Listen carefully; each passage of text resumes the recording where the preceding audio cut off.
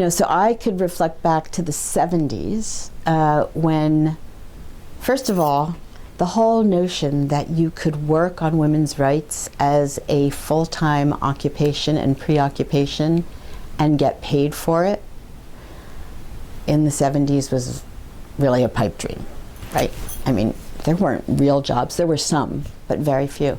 And so what the International Women's Year Tribune and the Decade for Women launched in terms of both supporting new autonomous women's organizations, networks, and movements to emerge on every continent, and then also generating a cadre of people who come in from different places, right? I mean, you have grassroots activists, you have intermediary and advocacy organizations, you have global women's organizations, regional women's organizations. So that kind of structuring of women's organizing and transnational women's organizing has really happened over the past 30 years. Prior to that, you had the Women's International Non-Governmental Organizations, the Worldwide, the Girl Guides, the International Federation of University Women, which did amazing work and really laid the basis, right? Those are the shoulders of giants that we stand on. But it was really in the past 40 years that a whole slew of autonomous women's organizations at all levels emerged, and that emergence at local, national, regional, and global level is what creates a transnational feminist movement. Of course, there's nothing more important than strengthening local and national capacities and networks to organize and put pressure, as close to where the issues are happening and where women's human rights defenders' lives are under the greatest threat. But there are two things about the way forward that I think are important. One, as far as the Fifth World Conference on Women goes, which I firmly believe could be both galvanizing and especially important for a new generation of feminist leaders to articulate the priorities that they are living right now. I think that some organization, UN Women would be the logical one, to put out a call. So I think the conversation often goes to, should we have a conference or shouldn't we have a conference? And I don't think that's really the question. I think the question is, what kind of conference do we need or might we need to achieve what kind of purpose? And so what I would like to see is a global conversation started about that with enough trajectory to give time to really have a thoughtful, inclusive discussion about that.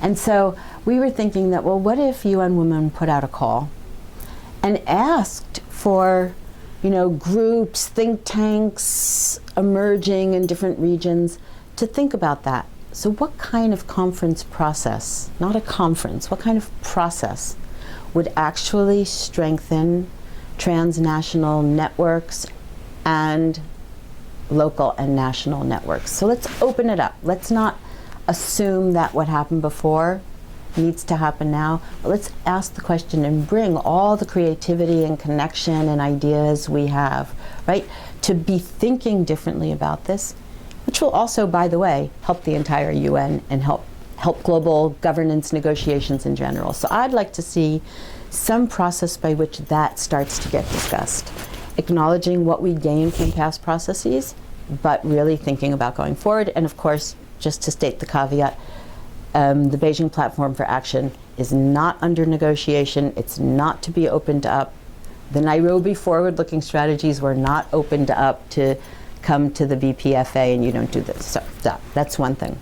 The second thing I think is, I have been very fascinated by the writings of Denise Condioti. And Denise is saying, in the context of the Arab Spring, or the Arab so-called Spring, but I think it has broader application.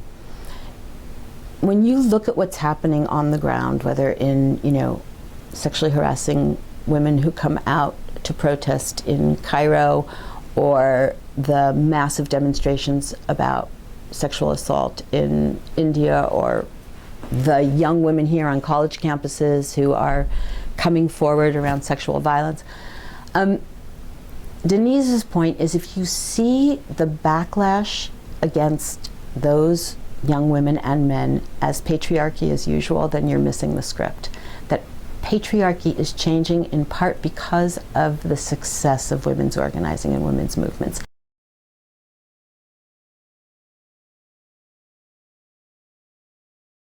And this is the year really to ask ourselves those questions, because, you know, we invest in a lot in trying to shape the new development goals and in the review of the Beijing process, as well as the climate negotiations and being in all these intergovernmental spaces. And at the moment they're looking like they won't necessarily deliver the ambition that we need and want. And I think at the end of this year we'll probably have to sit down and say, if governments are not democratic, if they're not going to deliver both in their existing promises but also to reshape the world that they've created, what are the other options for us?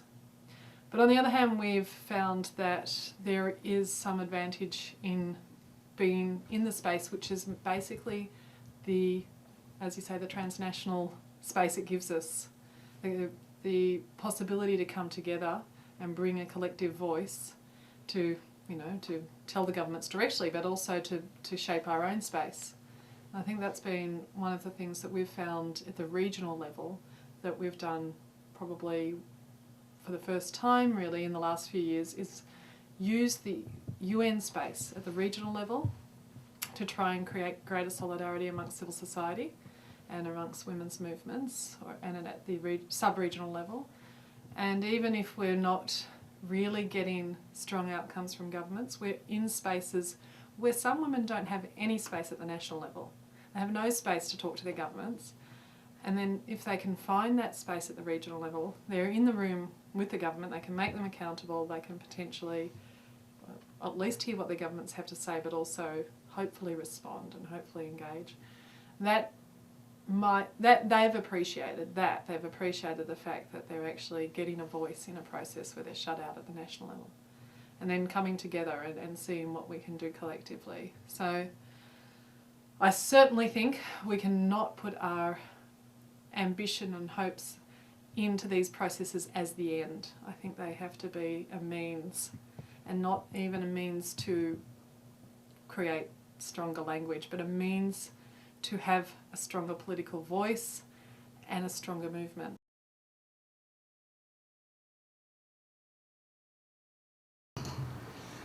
Well, I think if you look back on the last 20 years, you really see a movement of the issues from the women's movement and the margins onto the mainstream. Again, the reality, the implementation is still a long way off.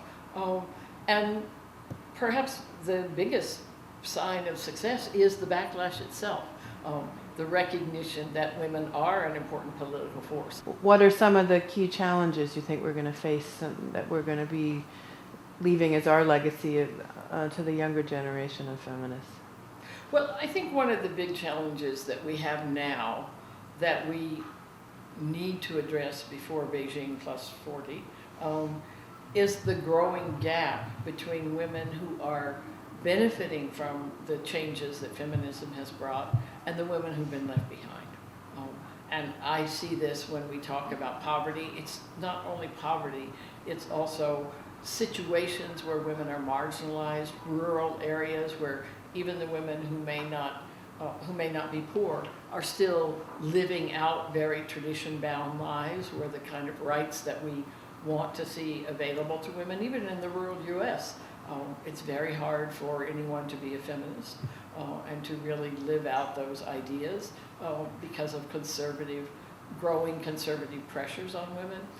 So I see this worldwide as both an issue of income inequality and poverty generally, but I also see it as inequality amongst women, that many of us have very much benefited, and we live very differently, and I think that's widespread in the middle and upper middle classes of most of the world. But in the process, the gap has grown between women who get a chance and those who don't. So in that sense, we have to address the intersection of those issues of class and race and access. And that includes very much gendered issues, but gendered issues as they shape the lives of women who are marginalized by other factors as well. To me, that's the biggest challenge that we face. There are many other challenges that we face along the way, but I think in some ways the backlash is a battle over that. It's a battle over whether the rest of the women will get a chance to go in a more feminist direction and have at least that opportunity, or whether they will be further tied into a very conservative traditional web, whether it's nationalistic or religious or just conservative culturally. I mean, I think what we need now, whether we do it through a Fifth World Conference or through the kinds of conferences that we have with AWID and with the 100th anniversary of WELF in The Hague coming up, is we need to rebuild and reimagine ourselves as a political feminist force in the world. And I think we've used the UN very effectively for 25 or 30 years, but we need to be a little bit more outside of that and pressuring it in a new way, because I think the UN we've kind of gotten bogged down in that methodology. And it's not to me that we ignore that arena, but we need to remember that we are a political force that must always stand outside of that. That's why we are NGOs. And it's not so much to beat up on the UN. I think sometimes people waste their time saying, oh, the UN didn't do this, UN didn't do that. The UN is the governments of the world. And we need to be clear that we are a political force who needs to change the governments of the world. And that is part of the process of changing the UN. And sometimes being in the UN arena helps us change the governments in the world, and sometimes it doesn't. Sometimes you have to do it from a different place. So I think we need to kind of reassert that we are that strong, independent force of feminism that is challenging governments, that is challenging the UN, and that wants to bring out the best of what we want from governments in the future. And I hope that's what the peace movement will be doing in The Hague. I think that's the hope of that we will kind of reimagine ways of struggle that meet the times that we're in now, because they have changed a lot, and nothing was wrong, quotes, with what we did before, but we have to reimagine what to do today. Well, certainly the movement around climate change and the environmental movement is doing that. I think it's no coincidence that Joanna has gone from AWID to ActionAid to Greenpeace, Exactly. and that there's a much stronger alliance being built across movements now, I think, including the trade union movement. And I think the alliances across movements is really the direction that we need to go. And I in some ways, it's sort of full circle in my mind, because I came to feminism out of the civil rights and the anti-war movement in the U.S. Many of the Latin American women came to feminism out of struggles against dictatorships and movements for social change, and certainly the Philippines and other parts of the world that happened too. We came to feminism out of other kinds of political struggles, and I think we're feeling the clarity that, especially, again, as I said, to address the women who've been left behind, we have to address and be in cross movement with all the other forces that are also affecting women more effectively by cross-movement dialogue. It is the future for all of us, and all of those issues are interlinked.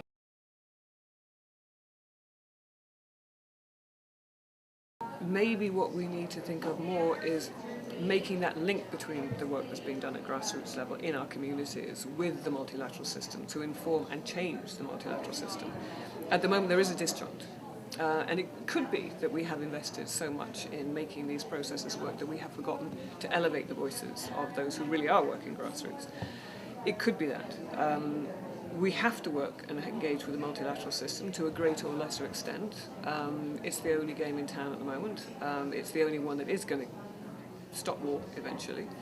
So we need to engage with it, we need to change it. And I think that is increasingly becoming obvious that it's at grassroots level where that will start to organise, and the way in which we can then build that into much more of a movement for change Because I think, just talking with someone now, I think even in our own countries, people are getting angry at the lack of real democracy, at the exclusion of their voices in really making a difference.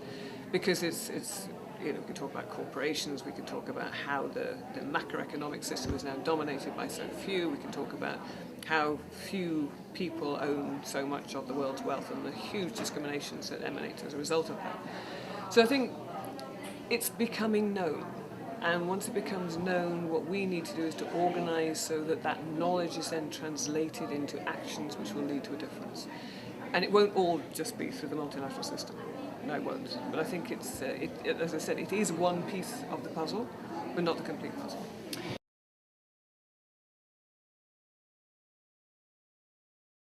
But nobody was really looking at all at the law. That was not, or rights, I should say.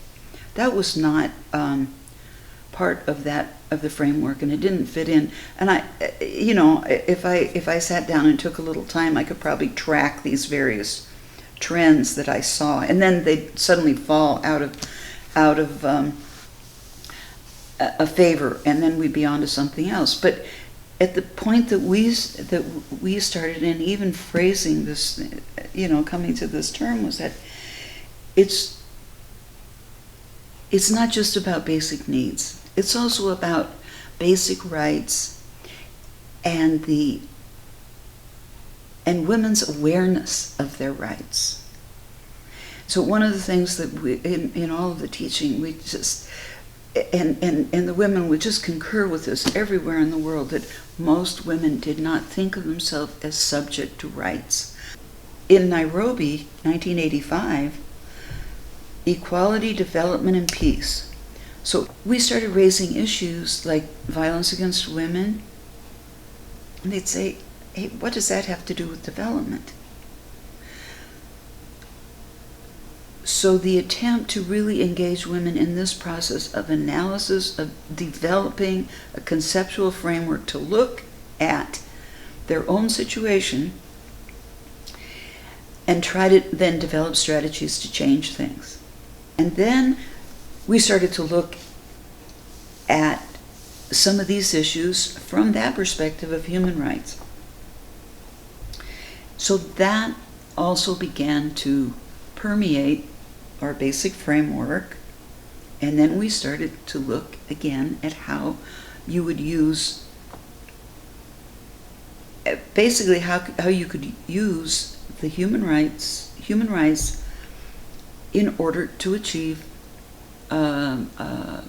progress at the national and local level. Affirm their right to legitimate defense, and affirm their belief in themselves as people and women who are subject of rights. And I think that, it's such a process, and even being able to name something is empowering. Women who haven't had the opportunity to have a lot of education, they get it.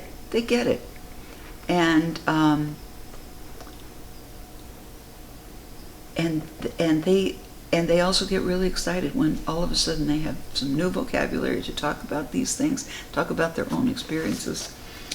The friendship and solidarity they have with women from other countries, but it's really the work that's happening on the ground.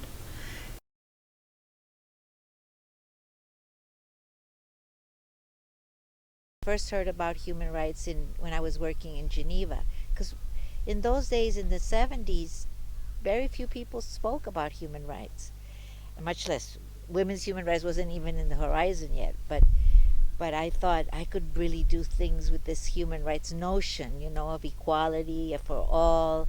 And so I went to NYU to study. I thought what I would be studying is human rights, but it wasn't. Again, it was just one course we had on one seminar on human rights, and then the rest was just more commercial law, and I studied comparative jurisprudence.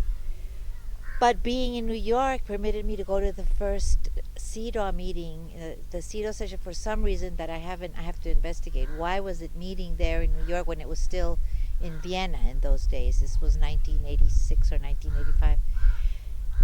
And I read the convention and absolutely fell in love with it and started going to at least try to go to one session of the CEDAW committee from then on. And that's when I started sort of being part of ERA, not ERA Asia Pacific, but ERA, which brought women from around the world to come to see the CEDAW committee and present their shadow reports. But their way of working was very different from what later became ERA Asia Pacific, which I always thought was. I met Shanti in this meeting of ERA, and then Shanti explained that she was starting this ERA Asia Pacific, and I really liked the idea. And for many years, I tried to do something similar to ERA Asia Pacific in Costa Rica, but it was, or in Latin America, but it wasn't possible because we have an organization in Latin America called CLADEM. You've heard of it. So they were not very happy with another organization doing that, but they don't really focus on CEDAW. But anyway, so it didn't happen. So I always started working more and more with ERA Asia Pacific, and then when Global to Local started, I've been a part of it ever since. I've gone to at the beginning to all the Global to Local sessions, then nowadays just to one a year, because there's 3 meetings a year. I couldn't be doing this all the time, but I do a lot of work around, well, I think most of my work is around CEDAW, because I do training. I started a program in Costa Rica in the ILANUD, but for Latin America, for training judges and lawyers on CEDAW and women's human rights. And it's been now, since 1991 that I founded the program. It's still going. We've begun. What's the name of that program?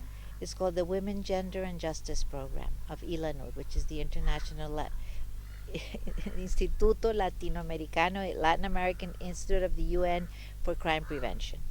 And there's the program. And the program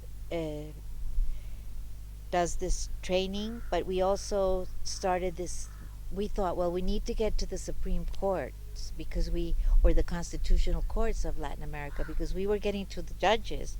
A lot of training was happening, but it was mostly first instant judges, and their decisions were reversed, or they were afraid to make too creative decisions because they would then be reversed on appeal. So we said we have to get to the highest courts of the land, and we started this program that is now, this year is going to be the 15th year of the program, which is a meeting of Supreme Court justices.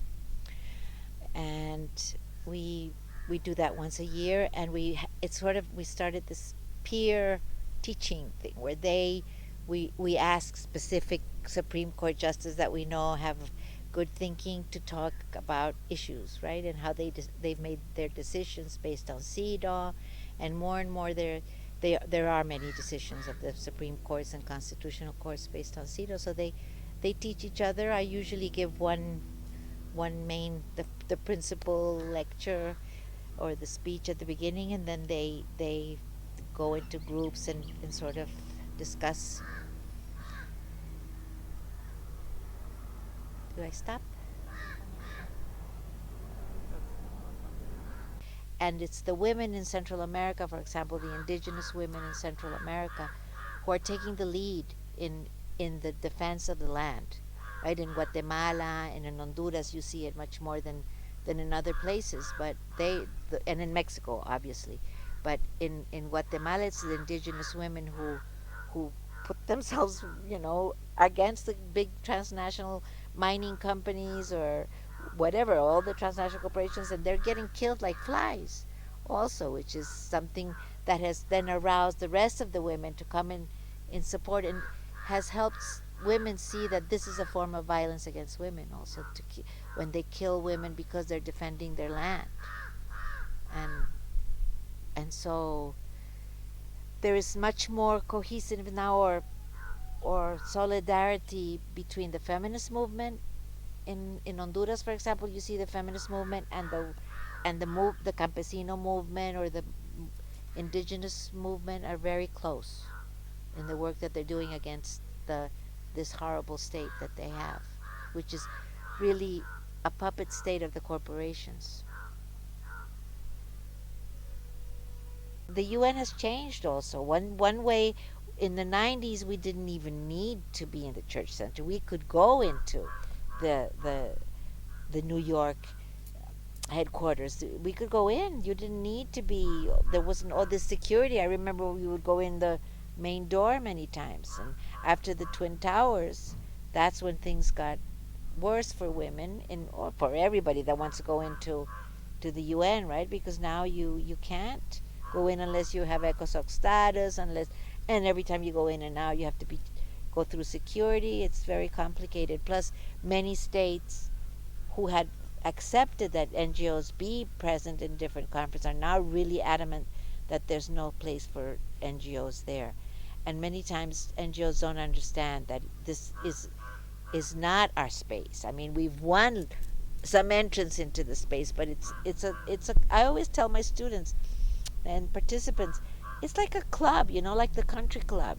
You don't just barge into and say, this is my, I'm going to just take it over, because they'll just call the police and take you away. It's not. It's kind of a private property for states, and you can negotiate with states to let you be here, to let you be there, to let you say, but it's not that it's your space. And so, I still believe in the UN. I think it has so many imperfections, but there's no other place where states can talk to each other, and where human rights are thought about and discussed in an international way. Where else? Well, that's the irony, is in many ways it's probably never been more important Yeah. than it is right now. Yeah.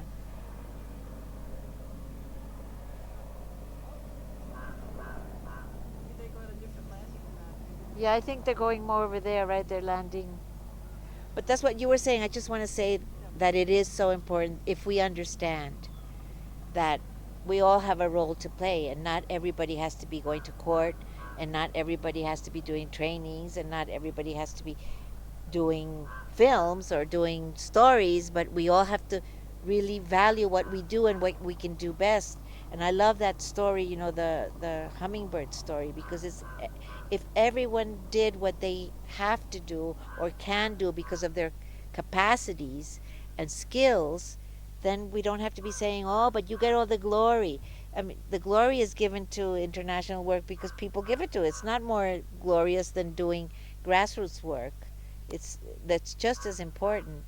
I wouldn't say one is more important than the other. We need to be talking to each other and discussing with each other the importance of both works, because doing that's okay. Doing international work without the grassroots work is ridiculous. It would be absurd.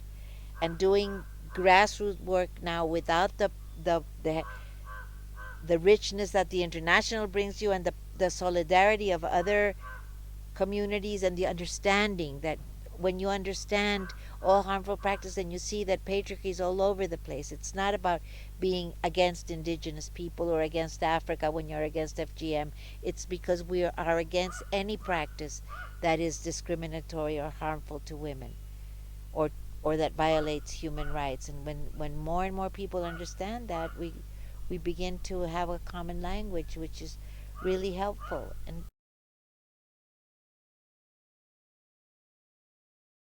So Aurora, as a veteran of both Beijing and being on the CEDAW committee, what do you think the most important outcomes of this meeting have been? Well, I think for one thing, it recognizes that Beijing is the reference point of all our discussions, and that the Beijing Conference Declaration and Platform for Action is a great victory for all women. It was a product of intensive discussions, of a lot of consensus, but it remains to be the most progressive document that we have when it comes to women's rights. In this conference, there were many attempts to water down, the substantive essence of the Beijing conference. But the good thing about this conference is that the civil society sector is solid, and it is strong, and it has done its work in terms of influencing governments not to water down any of the basic basic articles of Beijing. In a way, for some issues, it remained stationary, which means that it did not go far enough in terms of recognizing, for instance, issues of the SOGI and then issues of sexual rights. But we expected that because some countries would never really give up their own beliefs on certain issues. But that Beijing, for me, is broad enough and inclusive enough to really take on board all of those issues that are being raised by SOGI, for instance, not in a very direct and comprehensive way, but that a recognition that discrimination of any kind, of any form, to anyone is unacceptable. And I think that has been affirmed in this conference. And more than that, I think it went into areas which were not there before, like ICT, for instance. ICT is a new emerging issue on violence against women, but at the same time, it also recognizes the opportunities that can offer, that technology can offer to women. So some of these things are new. And I think the other new thing that I see in this conference is the presence of young women, the next generation women's movement, which I think is important to really sustain and expand the victories in Beijing. That is not a very easy process because we always have to deal with governments that have opposing views, that have regressive ideas on women. And in fact, this is the era of contradictions about women's rights advancing on one hand, and on the other hand, the emergence of fundamentalist groups, movements, and even governments that try to bring down all of those gains by the women's movement. So I think what we aim for in the 20th year of Beijing is not only to retain the victories and the gains of Beijing, but to move it forward. To move it forward in a way that is inclusive of all women. For instance, the persons with disability, women with disabilities, is so highlighted in this conference that was not there before. So we're very happy about that. Of course, the participation of indigenous women, the SOGI community, and governments that are very open and are very promotive of women's rights across all sectors. So the contribution of my own government is to say that women's groups, and specifically feminist groups, must be recognized across all ideological shades because the movement is a broad movement, it's an inclusive movement, and it cannot move forward unless we recognize the validity of the advocacies of different groups, whether we agree with them or not. You may not like transgender people, but they have rights. They are human beings. They are also entitled to all of those rights that we all enjoy. So I think Beijing will prevail. Beijing will move forward. Thank you.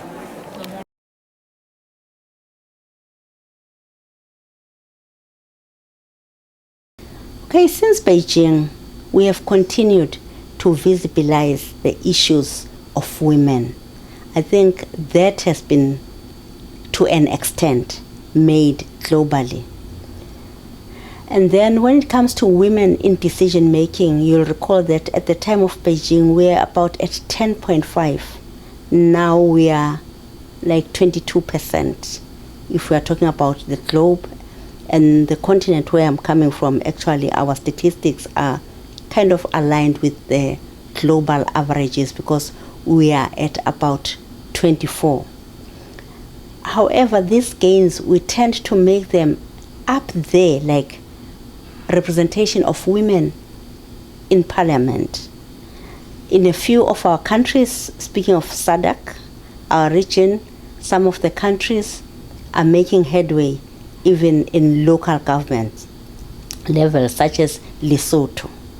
But coming closer to my home, Swaziland, there's rather too much emphasis. So the gains have been at a higher level, like in parliament, that there's emphasis that there should be a certain level of representation, the critical minority of 30%, although we have never reached it, but even in the Constitution it is reflected, although we are, it is not being implemented.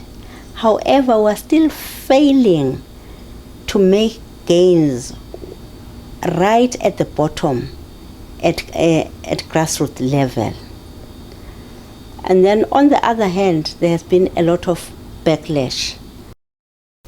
Okay, when we look at effectiveness of using those international instruments, it has been more on visibilizing the struggles of women at international level and coming home with the tools that have been designed at designed and agreed on at international level, such as the Beijing Platform for Action.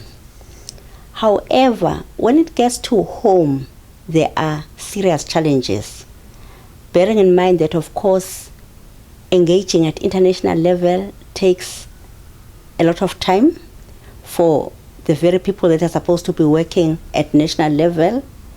And then the countries themselves, our governments, they tend to be in agreement with other governments at international level, because of course those agreements are made through a process of consensus. But when you come back home, it becomes a struggle to have them ratified, and once they've been ratified, domestication almost never takes place. Moreover, when it comes to working now at home, there is more of a challenge, and it is getting worse than getting better, of accessing funding. So civil society organizations almost have no budget to work on, but the people, their constituencies, and everybody expects them to deliver. You were very involved with CEDAW in Swaziland. I remember when we were finding out from South Africa that CEDAW had been ratified because the king, who was the, Prince David was the Minister of Justice at the time. Do you remember that story about CEDAW? And that we were only finding out from being in South Africa that Swaziland had ratified CEDAW. So if we talk, I'll start again. So if we talk about CEDAW and the way in which Swaziland ratified CEDAW, what use can we put to using international instruments like CEDAW at the domestic level?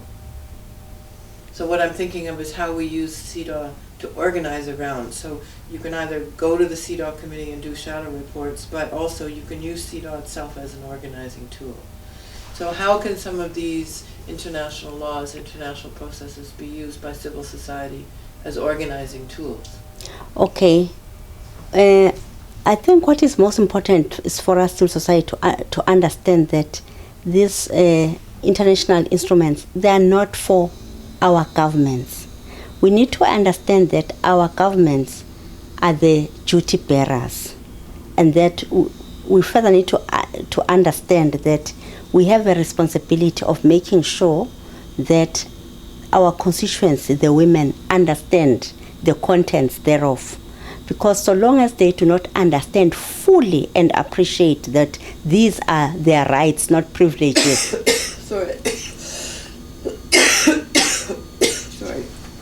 You're going to have to start again about as long as women understand their rights. Sorry. It's not a good time to be having a cough.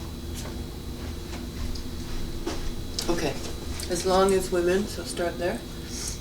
For as long as women do not appreciate that it is the duty of governments to ensure that they, women, are protected and that they enjoy those rights, then they will never be. So what I'm getting at is that for CEDAW or any instrument to be translated to being real, there has to be a human rights-based approach, meaning that the women or the people that it seeks to protect should understand the rights.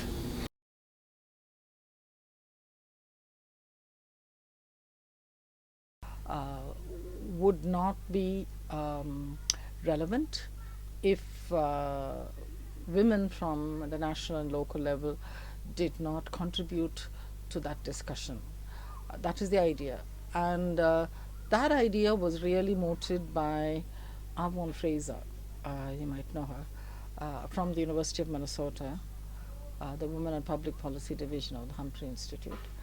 And she was at Nairobi and gathered together women activists were there from all over the world and presented this idea to them, and in this sense to work really on CEDAW as the Women's Treaty. They used to call it the Women's Convention those days. We hardly say that today, but that was a Women's Convention, and she said we have to get involved in contributing to the international dialogue on this. Otherwise, it's just the treaty body and governments, the state parties that are discussing it. And she says we have to, as women, get into that dialogue and bring realities of women's lives into that dialogue. And the idea took on, and Avon Fraser followed it up with producing shadow reports to the CEDAW committee after that annually through the Humphrey Institute of Public Affairs of the University of Minnesota. She also put together a group of international women's rights activists who helped in the production of these shadow reports in terms of information and data from different countries. It so happened that by 1989, I was part of that I got into that international team. Alda Fasio was there as well, Shireen Haq from Bangladesh. It was a very interesting exercise because annually we would go to the CEDAW, this whole team would go to the CEDAW session. We would have given information on the countries that have been that are reporting. The Minnesota would put together the shadow report document, and this was the first time the CEDAW committee was getting alternative information around 88. They started from about soon after Nairobi. So, and the committee found this information very useful. It used to be produced under the aegis of the University of Minnesota. I was there in 1989, and I looked at it and I said, this is one level of work, which is the international level. You're enhancing the capacity of the CEDAW committee to be more rigorous in the way they engage with in the dialogue and to produce better concluding observations, but the implementation of those concluding observations is still very weak because state parties do not go back and educate anybody about what has happened at the review.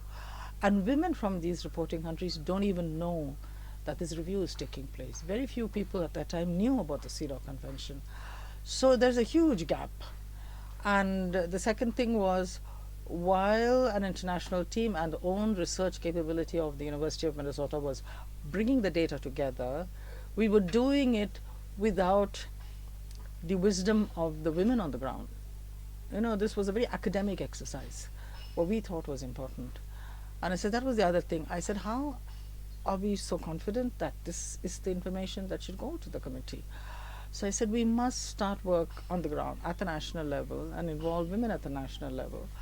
It provides the standards for enhancing their own work, whichever theme or subject matter that they are working on.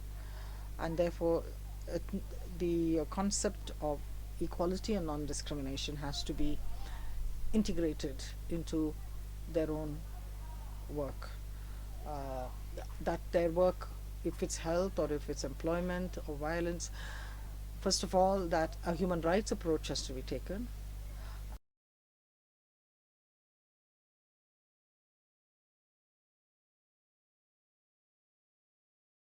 But I think the enemy is quite clear that who's really dangerous right now are the feminists who can work in a positive relation to all those struggles and who see the future as requiring the success of all those struggles. And that, you know, deaths are happening. Men are killing women who get into the front of the fight for water, the fight to protect the babies, the fight against prostitution, the fight against the forced migrations, the fight to demand access to basic needs.